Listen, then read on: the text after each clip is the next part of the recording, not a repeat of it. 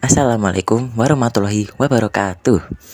Salam sejahtera bagi kita semua. Shalom, Om Swastiastu, Namo Buddhaya, dan salam kebajikan. Perkenalkan, saya Stefanus, dan pada kesempatan kali ini saya akan menjelaskan sedikit tentang apa sih teknopreneur itu. Terdapat 5 poin yang akan saya bahas. Di antaranya, poin pertama, profesi dan kewirausahaan. Poin kedua, peluang usaha di bidang manufaktur dan rekayasa elektronika. Poin ketiga, dunia kerja industri manufaktur dan rekayasa elektronika. Poin keempat, sikap wirausaha dalam membangun vision dan passion. Dan poin yang kelima, simulasi berbasis proyek kewirausahaan di bidang elektronika. Mari kita bahas di poin yang pertama, profesi dan kewirausahaan. Yang pertama, memahami job profile dan teknopreneur. Kata teknopreneur merupakan gabungan dari kata teknologi dan entrepreneurship. Dapat diartikan sebagai proses pembentukan dan kolaborasi antara bidang usaha dan penerapan teknologi. Dapat dikatakan, teknopreneur merupakan orang yang menjalankan usaha yang memiliki semangat entrepreneur dengan memasarkan dan memanfaatkan teknologi sebagai nilai jualnya. Terdapat beberapa faktor yang perlu diperhatikan dalam peluang bisnis. Di antaranya yang pertama, lihat keterampilan yang dimiliki. Yang kedua, pekerjaan yang dilakukan adalah pekerjaan yang dicintai. Yang ketiga, pengukuran self-efficacy dalam manajemen bisnis. Dan yang keempat, kemampuan melihat dan memanfaatkan peluang bisnis di sekitar.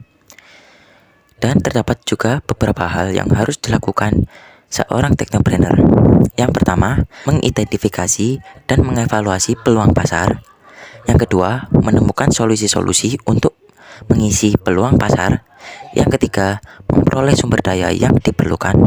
Yang keempat, mengelola sumber daya dari tahap awal atau startup ke fase bertahan atau survival dan fase pengembangan atau ekspansi. Dan yang kelima, mengelola resiko-resiko yang berhubungan dengan bisnisnya. Dan yang kedua, landasan teknopreneur. Usaha-usaha teknopreneurship tercipta dari pengamatan atau pengalaman yang didapat dalam masyarakat. Berikut beberapa landasan teknopreneur. Yang pertama, berangkat dari kebutuhan masyarakat. Yang kedua, perkaya diri dengan ide dan inspirasi. Yang ketiga, rencanakan dengan matang dan lakukan dengan cepat. Yang keempat, tambahkan value pada produk. Yang ketiga, peranan teknopreneur. Berikut peranan teknopreneurship bagi masyarakat. Yang pertama, dari segi ekonomi. Dari segi ekonomi memberikan dampak yang positif bagi masyarakat. Di antaranya, yang pertama, meningkatkan efisiensi dan produktivitas. Yang kedua, meningkatkan pendapatan masyarakat. Yang ketiga, menciptakan lapangan kerja baru bagi masyarakat. Dan yang keempat, menciptakan peluang bisnis pada sekitar-sekitar ekonomi lain. Yang kedua, segi sosial. Dari segi sosial, teknopreneur memberikan dampak bagi masyarakat, yaitu memberikan budaya baru yang lebih produktif. Yang kedua, dari segi sosial. Dari segi sosial, teknopreneur memberikan dampak bagi masyarakat, yaitu membentuk budaya baru yang lebih produktif. Dan yang ketiga, dari segi lingkungan. Dari segi lingkungan memberikan dampak yang positif bagi masyarakat. Di antaranya, yang pertama, memanfaatkan bahan baku dari sumber daya alam Indonesia secara lebih produktif. Yang kedua, meningkatkan efisiensi penggunaan sumber daya, terutama sumber daya energi. Selanjutnya, poin yang kedua, peluang usaha di bidang manufaktur dan rekayasa elektronika. Yang pertama, memahami manufaktur dan rekayasa elektronika. Perusahaan manufaktur adalah suatu unit usaha yang mengelola mesin, peralatan, dan tenaga kerja dalam proses mengubah bahan mentah menjadi produk jadi yang memiliki nilai jual. Semua proses dan langkah yang dilakukan mengacu pada Standard Operating Procedure atau SOP. Rekayasa elektronika adalah teknik yang berhubungan dengan berbagai material dengan berbagai konfigurasi atau struktur yang dapat mengatur aliran arus listrik. Jenis produk karya rekayasa elektronika praktis yaitu lampu berjalan otomatis, alarm, dan lampu baca otomatis. Yang kedua, kewirausahaan produk rekayasa elektronika.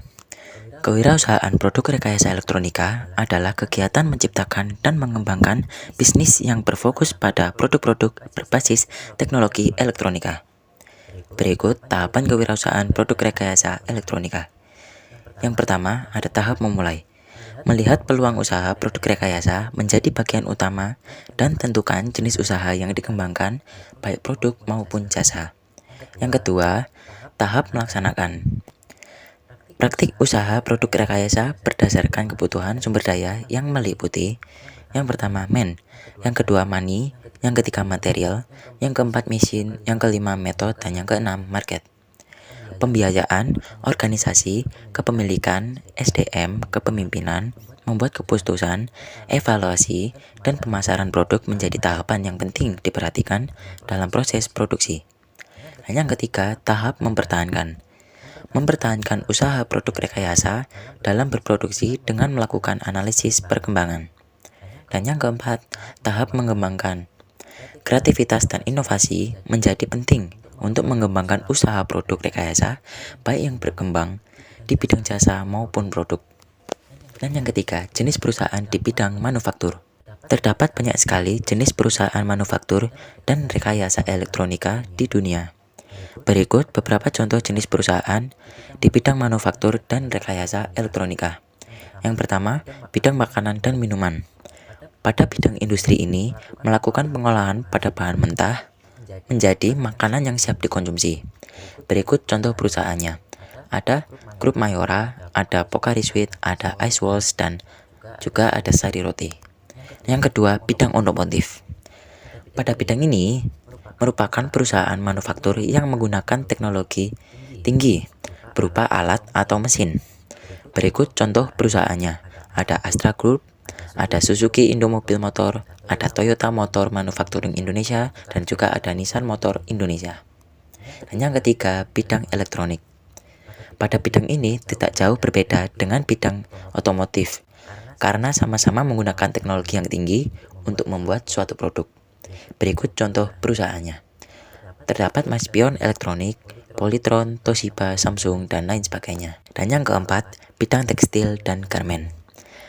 Perusahaan di bidang tekstil dan garmen adalah perusahaan yang mengolah kapas menjadi benang, lalu benang menjadi suatu kain dan kain diolah kembali menjadi pakaian, seperti baju dan celana. Berikut contoh perusahaannya. Yang pertama, PT Sri Rezeki Isman, yang kedua, PT Argo Bantes Tbk, dan yang ketiga, PT Asia Pacific Fibers. Dan yang terakhir, bidang kerajinan. Perusahaan bidang kerajinan ini merupakan perusahaan penggerak perekonomian di Indonesia. Berikut contoh perusahaannya. Yang pertama, ada PT Sarikaya Saka Utama, dan yang kedua, Iwan Tirta Private Collection, dan yang ketiga, Batik Keris. Dan yang keempat, contoh peluang usaha pada rekayasa elektronika. Bisnis elektronika merupakan salah satu bisnis yang sangat menjanjikan, karena pemainnya masih belum begitu banyak. Berikut beberapa peluang usaha yang dapat diperoleh dari hobi elektronika dan kelistrikan.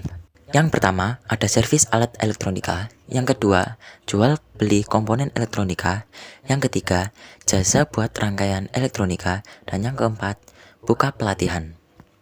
Selanjutnya, yaitu poin yang ketiga, dunia kerja industri manufaktur dan rekayasa elektronika. Dalam teknik elektronika, banyak menggunakan komponen seperti transistor dan sirkuit terpadu untuk membuat suatu perangkat keras. Yang pertama, pekerjaan di bidang manufaktur dan rekayasa elektronika. Pekerjaan rekayasa elektronika praktis ini mudah dipelajari dan dilakukan. Bahan dan alat yang digunakan sederhana, mudah diperoleh, dan murah. Yang kedua, jenis-jenis produk elektronika praktis. Perkembangan penggunaan elektronika cukup pesat sejak ditentukan transistor pertama kali oleh John Biden dan Walter Brain pada tahun 1947. Yaitu terdapat tracking sistem panel surya, lampu sepeda pintar, dan juga lampu running LED. Dan yang ketiga, proses bisnis pekerjaan di bidang manufaktur. Manufaktur adalah proses pengolahan bahan baku menjadi suatu produk dalam bentuk padat. Berikut beberapa proses bisnis di bidang manufaktur. Yang pertama, proses procurement. Yang kedua, in-out inventory. Yang ketiga, proses produksi. Yang keempat, penjualan dan pemasaran. Yang kelima, administrasi dan umum. Dan yang keenam, akuntansi dan keuangan. Selanjutnya, di poin yang keempat, sikap wirausaha dalam membangun vision dan passion. Berwirausaha adalah kegiatan yang melibatkan kemampuan mengorganisir, mengatur, mengambil resiko, dan mengembangkan usaha untuk mendapatkan keuntungan. Dan yang pertama, sifat-sifat yang harus dimiliki kewirausahaan, yaitu disiplin, komitmen tinggi, kejujuran, kreativitas dan inovasi, mandiri, realistis, percaya diri, fokus pada tugas dan hasil, berani mengambil resiko, kepemimpinan, keorisinalan, berorientasi ke masa depan, dan kreativitas. Yang kedua, keuntungan dalam berwirausaha. Yang pertama, dapat menjalani dan mengerjakan bisnis berdasarkan minat, bakat, dan keinginan. Yang kedua, dapat memiliki semua keuntungan dalam bisnis tanpa potongan dari siapapun. Yang ketiga, memperoleh kepuasan tersendiri saat bekerja. Dan yang keempat, waktu kerja lebih fleksibel. Yang kelima, membuka lapangan pekerjaan. Dan yang keenam, belajar menjadi pemimpin. Yang ketiga, perbedaan vision dan passion. A. Vision. Visi, menurut KBBI, memiliki arti pandangan atau wawasan ke depan. Visi merupakan penyataan yang menggambarkan keinginan yang harus dicapai perusahaan dalam waktu jangka panjang. Berikut elemen utama dari pernyataan visi yang efektif. Yang pertama, berwawasan ke depan.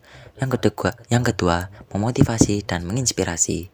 Yang ketiga, reflektif dari budaya dan nilai-nilai inti pengusaha. Yang keempat, menentukan alasan keberadaan perusahaan dan arahnya. B. Passion. Passion adalah kecenderungan seseorang melakukan sesuatu yang disukai secara terus-menerus. Terdapat 3 ciri seseorang dengan passion atau tidak. Yang pertama, ciri-ciri passion. Yang pertama, ambisi untuk menciptakan sesuatu yang penting. Yang kedua, kecintaan terhadap bidang usaha yang diikuti.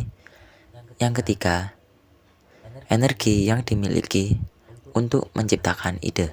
Yang kedua, macam-macam passion. Terdapat 2 macam passion menurut psikologi.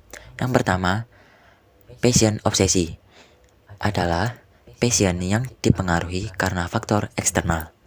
Yang kedua, passion harmoni adalah passion yang dilakukan sesuai dengan hal yang disukai, disenangi, maupun diinginkan. Perbedaan vision dan passion, yaitu vision adalah sebuah gambaran yang ideal yang diwujudkan oleh seseorang dalam berusaha di masa depan. Sedangkan passion adalah gairah, suatu daya dorong yang membantu mewujudkan visi. Yang keempat, cara mengembangkan vision dan passion. Berikut beberapa cara mengembangkan vision dan passion.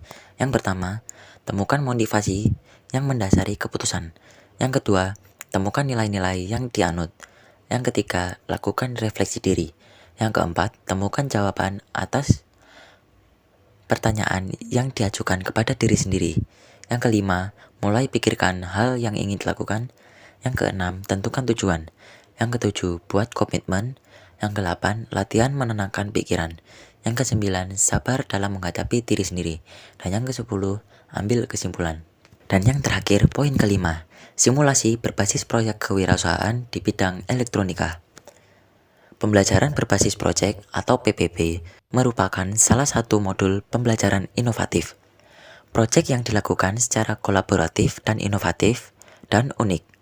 Berikut jenis-jenis produk yang dapat digunakan untuk simulasi berbasis proyek kewirausahaan di bidang elektronika. Yang pertama, macam-macam jenis elektronika sebagai pembelajaran berbasis proyek nyata.